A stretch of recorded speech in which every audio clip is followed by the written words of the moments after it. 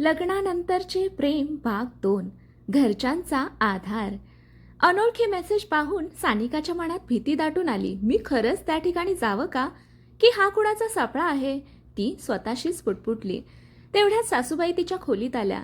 सानिकाचा घाबरलेला चेहरा पाहून त्यांनी प्रेमाने विचारलं, काय झालं ग?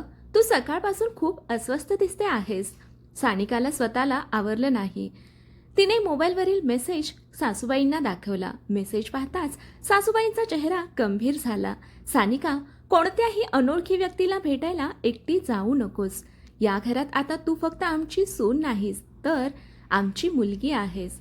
हे ऐकून सानिकाच्या डोळ्यात पाणी आलं. तेवढ्यात सासरेही तिथे आले. काय झालं? त्यांनी विचारलं. सासूबाईंनी सगळी गोष्ट सांगितली. सासरे शांतपणे म्हणाले, आपल्या घरात कोणतीही अडचण आली तर आपण सगळे मिळून तिचा सामना करू. सानिका, तुला घाबरण्याचं कारण नाही. पहिल्यांदाच सानिकाला त्या घरात खऱ्या अर्थाने आपल्या माणसांचा आधार मिळाल्याची जाणीव झाली. संध्याकाळी अन्वय घरी आला. त्याने पाहिलं सानिका शांत बसली होती. सासूबाई आणि सासरेही काहीतरी विचारात होते. काय झालं? अन्वयने विचारलं. सानिकाने मोबाईल त्याच्या हातात दिला. मेसेज वाचताच अन्वयचा चेहरा बदलला. तू तिथे जाणार नाहीस, पण कदाचित तिथे आपल्या प्रश्नांची उत्तरं असतील, सानिका म्हणाली. अन्वय ठाम आवाजात म्हणाला, तुझ्या जीवाशी खेळून मला कोणतंही सत्य नको आहे. त्याच्या त्या शब्दांनी सानिकाच्या मनात पहिल्यांदाच एक वेगळी भावना निर्माण झाली. हा माणूस खरंच माझी काळजी करतो. रात्री जेवताना संपूर्ण कुटुंब एकत्र बसलं होतं. घरातलं वातावरण हलकं करण्यासाठी अन्वयची धाकटी बहीण आर्या हसत म्हणाली, वहिनी, उद्या तुम्ही माझ्यासोबत स्वयंपाक करणार ना? दादाला तुमच्या हातचं जेवण खायला खूप आवडेल. सगळे हसू लागले. अन्वयही हसत म्हणाला, हो, पण तिखट जास्त नको. मला तिखट अजिबात सहन होत नाही. हे ऐकून सानिका हसली. लग्नानंतर पहिल्यांदाच त्या घरात तिचं मन मोकळं झालं. पण त्या आनंदाला कोणाची तरी नजर लागली होती. घराच्या बाहेर उभा असलेला तोच अज्ञात माणूस मोबाईलवर बोलत होता. हे कुटुंब अजूनही एकत्र आहे, पण जास्त दिवस नाही. फोनच्या दुसऱ्या बाजूने आवाज आला. उद्या त्यांच्या घरात अशी घटना घडेल की सगळ्यांचा एकमेकांवरचा विश्वास कायमचा तुटेल. तो माणूस हसला. खेळ आता खऱ्या अर्थाने सुरू होणार आहे. पहिल्या प्रेमाची हळवी चाहूल. दुसऱ्या दिवशी सकाळी घरात प्रसन्न वातावरण होतं. सानिका लवकर उठून स्वयंपाकघरात गेली. आज तिने ठरवलं होतं की अन्वयसाठी स्वतःच्या हाताने नाश्ता बनवायचा. सासूबाई हसत म्हणाल्या, सानिका, आज अन्वयला तुझ्या हातचा चहा नक्की आवडेल. सानिका हलकसं लाजली. थोड्याच वेळात अन्वय डायनिंग टेबलवर आला. त्याने चहाचा पहिला घोट घेतला आणि काही क्षण काहीच बोलला नाही. सानिकाच्या मनात धडधड सुरू झाली. चहा ठीक झाला नाही का? तिने संकोचाने विचारलं. अन्वय तिच्याकडे पाहून हसला. खूप दिवसांनी इतका चहा प्यायलो. हे ऐकताच सानिकाच्या चेहऱ्यावर नकळत हसू उमटलं. सासूबाई हसत म्हणाल्या, आता रोज असाच चहा मिळणार वाटतं. सगळेच हसले आणि घरात आनंदाचं वातावरण पसरलं.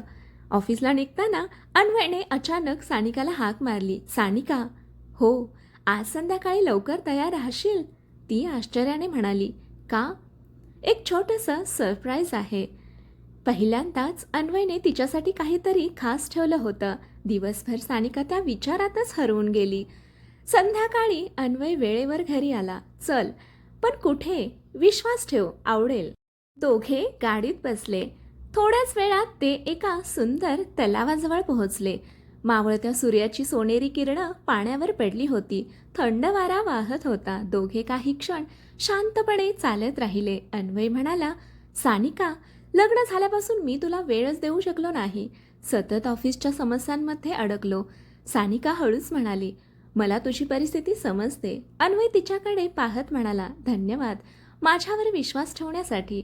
हे ऐकून सानिकाच्या डोळ्यात पाणी आलं. अचानक तिचा पाय एका दगडावर अडकला. अरे, ती पडणार इतक्यात अन्वयने तिचा हात घट्ट पकडला. क्षणभर दोघांचे डोळे एकमेकांना भिडले. वाऱ्याची हलकी झुळूक तिचे केस चेहऱ्यावर आणत होती. अन्वयने अलगद तिच्या चेहऱ्यावर आलेली केसांची पट कानामागे सारली. स्वतःची काळजी घेत जा, कारण आता तुझी काळजी करणारा मी आहे. सानिकाचं हृदय जोरात धडधडू लागलं. तिने पहिल्यांदाच अन्वयच्या डोळ्यात स्वतःसाठी असलेली काळजी आणि आपुलकी पाहिली. त्या क्षणी दोघांमध्ये शब्दांपेक्षा भावना जास्त बोलत होत्या. घरी परतताना गाडीत पूर्ण शांतता होती, पण ती शांतता खूप सुंदर होती. सानिकाने खिडकीतून बाहेर पाहत हलकसं हसत स्वतःशीच म्हटलं, कदाचित प्रेम खरंच लग्नानंतरही होत असेल. पण त्याच वेळी अन्वयच्या मोबाईलवर पुन्हा रियाचा मेसेज आला. आज तुम्ही दोघं खूप आनंदात दिसत होतात, पण हा आनंद जास्त काळ टिकणार नाही. अन्वयच्या चेहऱ्यावरचं हसू क्षणात नाहीसं झालं. विश्वासाची पहिली कबुली. रियाचा मेसेज पाहताच अन्वयच्या चेहऱ्यावरचा आनंद क्षणात नाहीसा झाला. त्याने लगेच मोबाईल लॉक केला, पण सानिकाच्या नजरेतून ते सुटलं नाही. काही झालं का? सानिकाने काळजीने विचारलं. अन्वयने हसण्याचा प्रयत्न केला. नाही, ऑफिसचा मेसेज आहे. सानिकाने काही बोललं नाही. तिला जाणवत होतं की अन्वय काहीतरी लपवत आहे, पण त्याच्यावरचा विश्वासही दिवसेंदिवस वाढत होता. घरी पोहोचल्यावर सासूबाईंनी दोघांचं हसतमुखाने स्वागत केलं. या, गरमागरम जेवण तयार आहे. संपूर्ण कुटुंब एकत्र बसून जेवत होतं. आर्या सतत सानिकाची मस्करी करत होती. वहिनी, आज दादा दिवसभर हसत होता का? सानिका लाजत म्हणाली. तुझ्या दादालाच विचार. अन्वयही हलकसं हसला. आजचा दिवस खूप छान होता. सगळ्यांच्या चेहऱ्यावर समाधान होतं. सानिकाला वाटलं, हे घर आता खरंच माझं आहे. रात्री घराच्या टेरेसवर थंड वारा वाहत होता. सानिका एकटीच आकाशात चमकणाऱ्या चंद्राकडे पाहत उभी होती. मागून अन्वय आला. झोप आली नाही? नाही, फक्त शांत बसावंसं वाटलं. दोघे काही क्षण निशब्द उभे राहिले. अन्वय म्हणाला, सानिका, मी कदाचित फार बोलत नाही, पण एक गोष्ट सांगू इच्छितो. ती त्याच्याकडे वळली. तू या घरात आल्यापासून आई बाबा पुन्हा मनापासून हसायला लागले आहेत. आर्यालाही एक मोठी बहीण मिळाली आहे. आणि तो थोडा थांबला. आणि माझ्या आयुष्यातही एक शांतपणा आला आहे. सानिकाच्या डोळ्यात आनंदाश्रू तळले. माझ्यामुळे? हो, तिने हळूच विचारलं. मग माझ्याबद्दल तुझ्या मनात नेमकं काय आहे? अन्वय काही क्षण तिच्या डोळ्यात पाहत राहिला. उत्तर अजून शब्दात सांगता येणार नाही, पण एवढं नक्की आहे, तू माझ्यासाठी आता फक्त एक जबाबदारी राहिलेली नाहीस. हे ऐकताच सानिकाच्या चेहऱ्यावर लाजरं हसू उमटलं. तिने नकळत आपला हात पुढे केला. अन्वयने तिचा हात अलगत आपल्या हातात घेतला. दोघांच्या मनात पहिल्यांदाच प्रेमाची हळूवार चाहूल लागली होती. पण खाली हॉलमध्ये सासरे एका जुन्या फाईलकडे पाहत होते. त्यात कंपनीशी संबंधित काही महत्त्वाची कागदपत्र होती. अचानक त्यांना एक लिफाफा दिसला. त्यावर मोठ्या अक्षरात लिहिलं होतं, हे पत्र अन्वयपर्यंत पोहोचू देऊ नका, नाहीतर संपूर्ण कुटुंब उद्ध्वस्त होईल. सासऱ्यांच्या हातातून तो लिफाफा खाली पडला. त्यांच्या चेहऱ्यावर भीती स्पष्ट दिसत होती. बाबांचं गुपित. रात्रभर सासऱ्यांच्या डोळ्याला डोळा लागला नाही. त्या लिफाफ्यात नेमकं काय आहे याचा विचार त्यांच्या मनाला सतावत होता. पहाटे त्यांनी हळूच तो लिफाफा उघडला. आत एक पत्र आणि काही फोटो होते.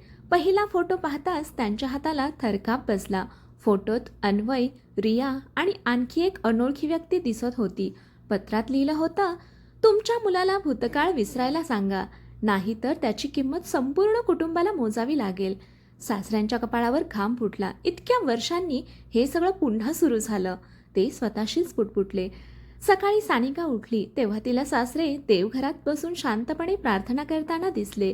ती त्यांच्या जवळ जाऊन म्हणाली, बाबा, तब्येत ठीक आहे ना? त्यांनी लगेच डोळे पुसले आणि हसत म्हणाले, हो ग बाळा, काही नाही. पण सानिकाला जाणवलं, ते काहीतरी लपवत आहेत. तिने त्यांच्या हातावर हलकेच हात ठेवला. बाबा, मी या घराची मुलगी आहे. तुमच्या मनात काही असेल तर मला नक्की सांगा. हे ऐकून त्यांच्या डोळ्यात पाणी आलं. देवाने आम्हाला सून नाही, मुलगी म्हणून पाठवली आहे. सानिकाही भावूक झाली. तिने त्यांच्या पायांना स्पर्श केला. तुमच्यावर कोणतंही संकट येऊ देणार नाही. ऑफिसमध्ये अन्वयला पुन्हा रियाचा फोन आला. अन्वय, आज संध्याकाळी मला भेट. उशीर झाला तर सर्व काही हातातून निघून जाईल. अन्वय रागाने म्हणाला, रिया, माझ्या आयुष्यापासून दूर राहा. मी दूर जाईन, पण आधी तुझा खरा शत्रू कोण आहे ते जाणून घे. इतकं बोलून फोन कट झाला. सायंकाळी अन्वय घरी परतला. घरात सगळे एकत्र बसून चहा घेत होते. सानिकाने त्याच्यासमोर त्याचा आवडता गरम पोहे आणि चहा ठेवला. अन्वय तिच्याकडे पाहून हसला. धन्यवाद. सासूबाई हसत म्हणाल्या, आजकाल आमचा मुलगा जास्त हसायला लागलाय. सगळे हसू लागले. तेवढ्यात घराच्या दारावर जोरात टकटक झाली. अन्वयने दार उघडलं. दारात 2 पोलीस अधिकारी उभे होते. त्यापैकी एकाने गंभीर आवाजात विचारलं, अन्वय देशमुख तुम्हीच आहात ना? हो. अधिकाऱ्याने एक कागद पुढे केला. तुमच्या विरुद्ध फसवणूक आणि कंपनीची गुप्त माहिती विकल्याची तक्रार दाखल झाली आहे. आम्हाला तुम्हाला चौकशीसाठी ताब्यात घ्यावं लागेल. हे ऐकताच सानिकाच्या हातातील चहाचा कप खाली पडला. संपूर्ण घर स्तब्ध झालं. यापुढे काय झालं ते पाहू पुढील भागामध्ये. कथा आवडली असेल तर कथेला लाईक करा, शेअर करा, कॉमेंट करा आणि आपल्या चॅनलला सबस्क्राईब करा. कथा वाचल्याबद्दल आणि ऐकल्याबद्दल धन्यवाद.